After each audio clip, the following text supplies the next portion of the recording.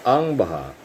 Sinabi ni Yahweh kay Noe, pumasok kayong mag-anak sa barko, sa lahat ng tao'y ikay lamang ang makita kong mamumuhay ng matuwid. Magdala ka ng 7 paris sa bawat hayop na malinis at 1 paris naman sa di malinis. 7 paris din sa bawat uri ng ibon ng iyong dadalhin.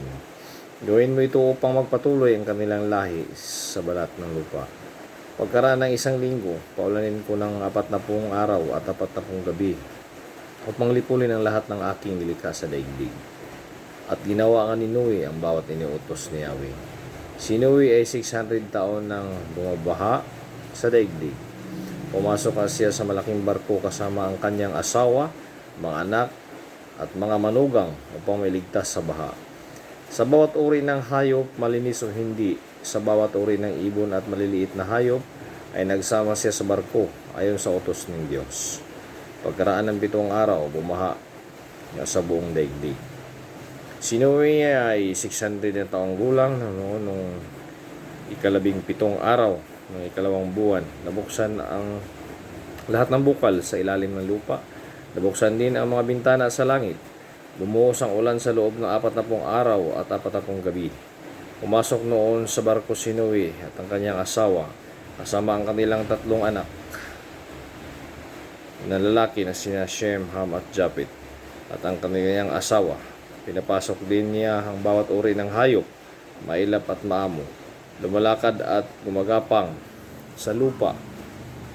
Bawat uri ng ibon, 1 lalaki at 1 babae ng bawat may buhay ang isinasama ni Noe. Ayon sa utos ng Diyos, pagkatapos isinira ni Yahweh ang pinto ng barko. 40 araw na bumabaha sa daigdig. Lumaki ang tubig at lumutang ng barko. Palaki ng palaki ang tubig, habang palutang-lutang naman ang barko. Patuloy pang lumalaki ang tubig hanggang sa lumubog ang lahat ng matataas na bundok at tumataas pa ng halos 7 metro sa taluktok ng mga bundok. Namatay ang bawat may buhay sa lupa, mga ibon, maamo at may ilap ng mga hayop, lahat ng gumagapang sa lupa at sa lahat ng tao. Ang lahat ay may hininga. Si babaw na lupa ay namatay. Ang mga tao at mga hayop sa daigdig ay nilipol ng Diyos, maliban kay Noe at ang kanyang mga kasama sa barko. Nagsimulang bumaba ang tubig pagkatapos ng 150 araw.